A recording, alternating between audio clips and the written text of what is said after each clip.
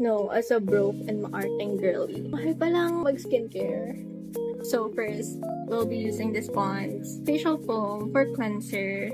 And yes, if napansin nyo, may makeup na ako. Kaya naka-eyeliner na ako. Galing akong church. Nagsimba kami. And nagising ako ng 3. So, I have no time para mag-skincare. Tapos, sobrang dumi ko rin na right now. Super dumi na ng damit ko. Tumulo yung gravy sa damit ko. Puti pa naman siya. And super dumi ang dugyot. So, I'm using this Pond's Right for conditioning toner. For the toner, of course.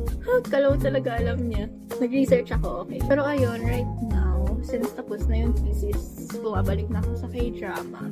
Kakatapos ko lang last time ng Family by Choice. Right now, nanonood ako ng My Dearest Nemesis.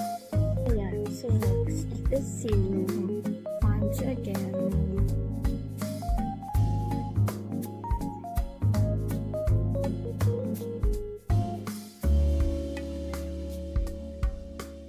Okay, next is Soothing Gel Moisturizer.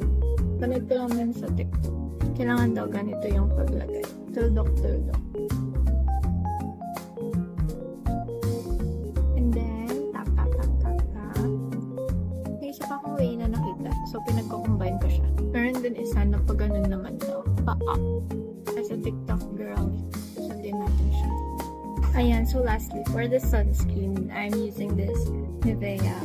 Tagal ko na siyang ginagamit. Konti na lang siya. Kasi kay mama.